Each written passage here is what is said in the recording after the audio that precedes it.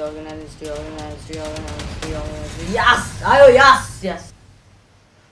के आयो भन्छ गुता आएन यसरी कराएर छ अग्ने दाइ बिहान हगेर आइसके एन्सर क्वेसन याद भयो अब एसी आन्ला छ अब सबै पढेर भइसक्यो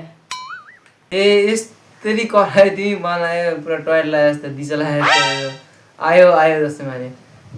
तिमीले एसी अनलाइन गर्न सबै आइसक्यो अब एसी दिन बाँकी छ अब एसीमा त पास हुन्छ अब एसीको छुट्टीमा रमाइलो गर्नुपर्छ मेसेज पो आयो यार के हो भाइ के भयो दाइ के भयो भन्नु न अर्कै लाइसक्यो भाइ यार सरकारले नयाँ नियम बनाइसक्यो अब एसी दिने स्टुडेन्टहरूको 3 महिनाको छुट्टी हुन्न गरे 1 महिनाको मात्रै हुन्छ के भन्नुहुन्छ कि दाइ नखान दाइ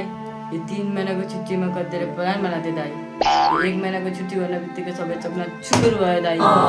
केही छैन बाबु केही छैन सबको आफ्नो आफ्नो भाग्य हो बाबु भाग्य हो दाइ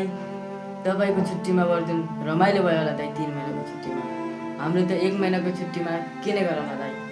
केही हुन्न चिन्ता नगर हाम्रो छुट्टीमा त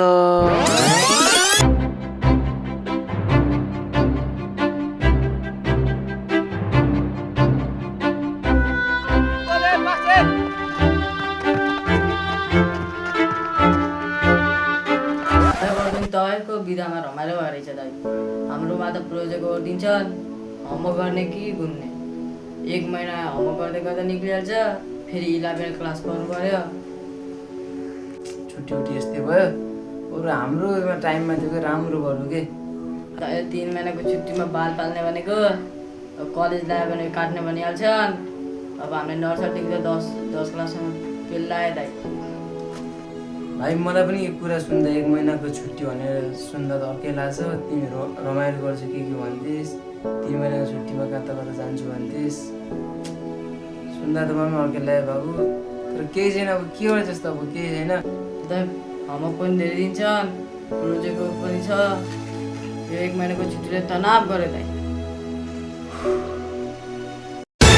लाइक र सब्स्क्राइब दुवै गर्नु होला तपाईँलाई के लाग्छ गाइस तपाईँ पनि 10 क्लासमा हुनुहुन्छ होला या तपाईँको साथीभाइ यताउति हुन्छ होला 10 क्लासमा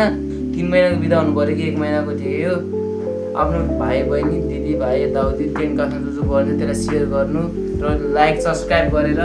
भिडियोलाई मनोरञ्जन गर्नुभएकोमा धन्यवाद छ तपाईँहरूलाई